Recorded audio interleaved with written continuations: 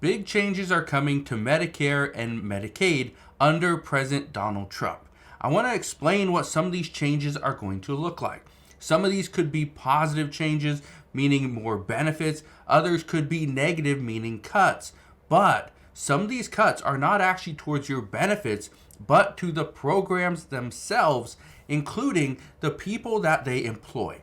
Now, I'm going to break all this down in just a moment. Also give you a list of 9 states that could actually see decreases in benefits if there are cuts under the Trump administration.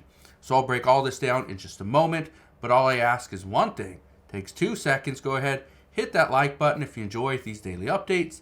And now let's begin.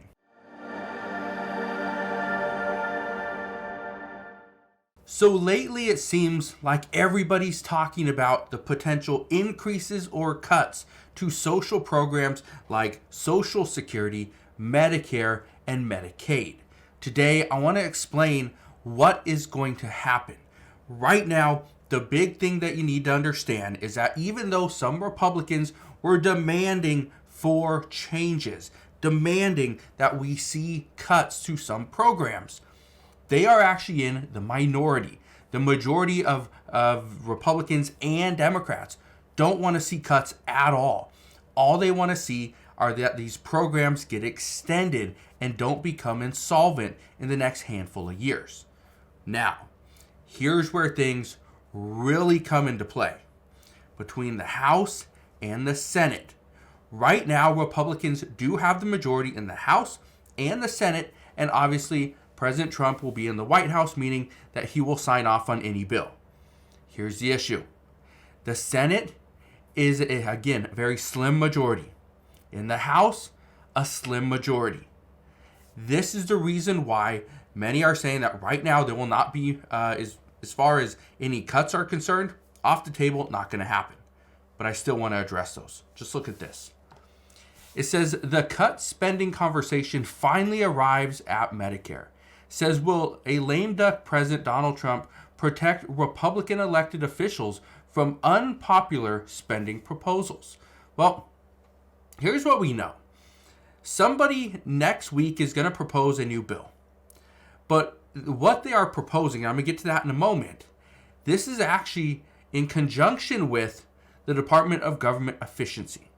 Now, I want to read a little bit of this article first, and then we'll get to this new proposal that's coming out next week.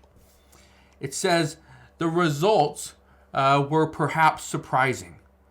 Overall, about 6 in 10 respondents said they were at least somewhat satisfied, with about half as many of those people saying that they were at least somewhat dissatisfied. And this goes as to people were asked how satisfied they were with their health insurer. Well, here's what you need to understand. This is going to be really indicative of your age, where you're from, okay, your health status. People that are older, okay, and I want to show you this really quick. It says satisfaction with health insurance. Okay, those without an opinion or without insurance aren't shown. Okay, so right here you see their age. Okay, under the age of 30, very satisfied, somewhat satisfied, and then over here, somewhat dissatisfied and dissatisfied. As you get older, they're more satisfied. Okay, people that are over the age of 65 are very satisfied and somewhat satisfied. Their disapproval rate, okay, very low. But why? Well, look at this. It says, primarily for the same reason that so few people age 65 and older said they didn't have insurance, they're covered under the federal government's Medicare program. It's not perfect, obviously, but it's robust and it's affordable, if not free. That's the reason why. The affordability of insurance. Okay. Now that we got that out of the way, let's talk about the next thing. This right here, okay, this is from Senator Marsha Blackburn. It says, Blackburn unveils DOGE acts to cut spending, freeze federal hiring, and salaries. Well, I want to get to this. It says right here, Senator Blackburn is planning to introduce a package of bills known as the DOGE acts, aimed at holding the federal government more accountable for managing taxpayer dollars next week. So she's going to introduce this bill next week. Honestly, I don't think anything comes from this. I don't think we see this bill get passed in this current Congress. I think if anything, it's going to move to the following Congress. But here's what you need to understand. It says the DOGE acts coincide with Elon Musk and Vivek Ramaswamy's plan to make the federal government more efficient. The legislation would cut discretionary spending. That's a big one. Discretionary spending, cut it. Okay? Now, we are not going to eliminate discretionary spending. We're going to cut it. We're going to reduce it. That's the big question. How does it get reduced? Okay, let's keep reading. It says it will move federal agencies out of the swamp. It will freeze federal hiring and salaries for 1 year. Here's the issue with this. First off, freezing salaries of federal employees, probably going to be a good thing. They just got a 4 to 5% increase under President Biden, so pretty substantial there, especially when the majority of Americans are receiving an increase between 2 and 4%. So again, a little bit higher. But here's the thing you need to understand when it comes to federal employees. They are being hired quickly. Just this past month, the month of November, according to the jobs report that we got this morning, it said 33,000 federal employees were hired last month. Okay? That's a pretty big number. It's not staggering because we've seen much more than that, but it's a pretty big number. 33,000 federal employees were hired last month. Okay. If we freeze this, it's going to hurt our jobs report. It will look bad because now we're not hiring government employees. If anything, we're actually going to be letting people go. Yeah, it could actually be a big, big thing. Let's keep reading. They're also going to begin the process of a merit-based compensation structure for federal employees. So merit-based compensation. That could be good or it could be really bad. Then it says, and require agencies to get employees back in the office. Now, why would they want people back in the office? First off, Donald Trump wants people back in the office. Okay? He's big on being in the office to get your work done. One of the reasons why is because, according to reports, some federal employees are sitting at home, watching TV, watching their Netflix, okay, hitting the keys a little bit here and there, and they consider that a full 8 hours worth of work. That's not going to work. That's not efficient. Elon Musk, guess what? He wanted people back in the office. Okay? That's what we're going to see. In addition to this, and here's the other thing. If we can see, and again, I don't think this bill passes. Okay? I don't think this goes anywhere, but I think this is a good start. This is interesting that we're talking about now. Okay? But what I think is that we are going to see a lot of people get their eyes opened to how bad we spend our money here in the United States, how inefficient we are, and we hire people to do the exact same tasks within one agency. Yeah. I want to show you this as well, though. This map, it shows states where millions could lose coverage if Trump cuts Medicaid. Now, I don't think Trump is cutting Medicaid.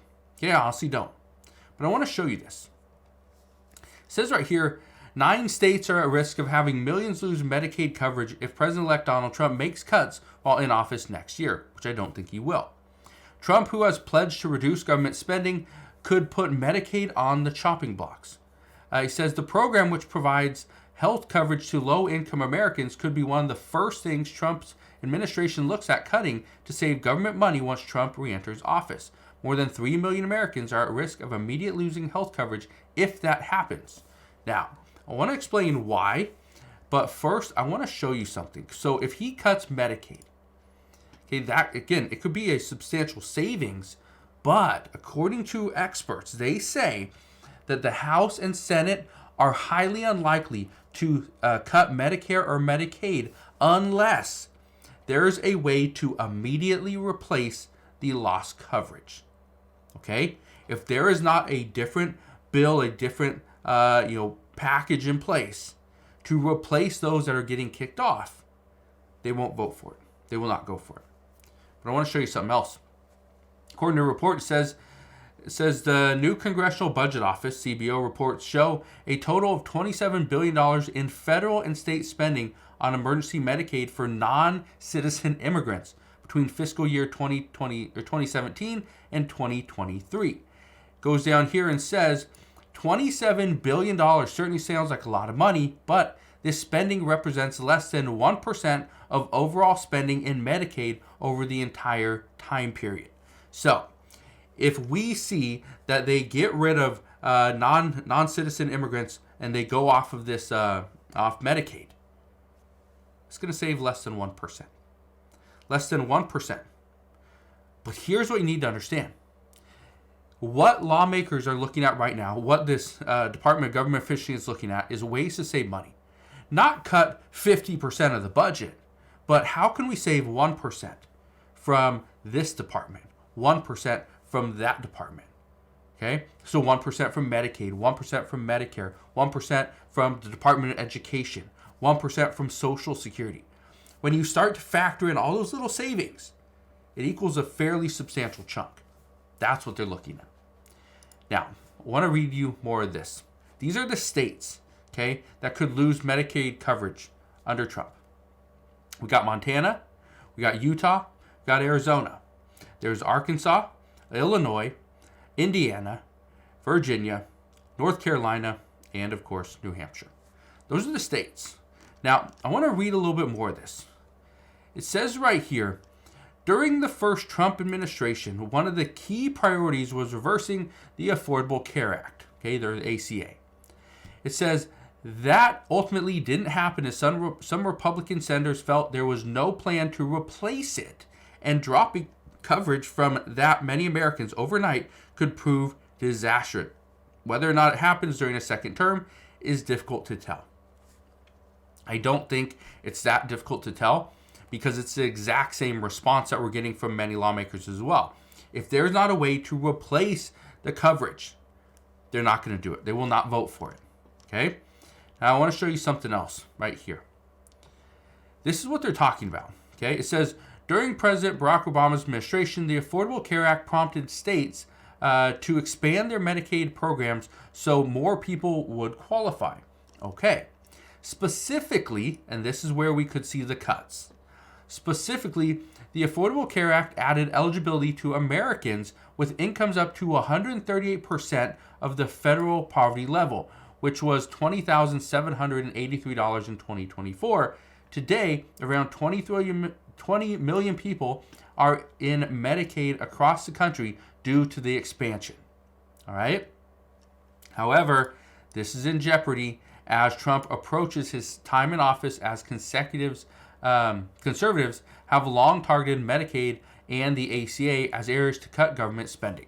Again, we have an issue with so many Americans not having insurance. I think this would be disastrous if we cut Medicaid to 3+ million people, or 20 million people lose their coverage, okay, because of this expansion. But I do think the Trump administration is going to target this specific number, okay, the income eligibility. Currently 138% of the federal poverty limit. I think they go after this number, but those people that get dropped off, they may drop off not immediately, but they may have to, there may be something there for them, okay? You pay a little bit extra, maybe you get dropped off after 6 months or a year, but I don't think it's immediate where, okay, you're over the poverty threshold, you're just cut off, okay? I think there's some type of, process that they're going to go through. But again, we just got to wait and see. Now, why are we even discussing some of these things?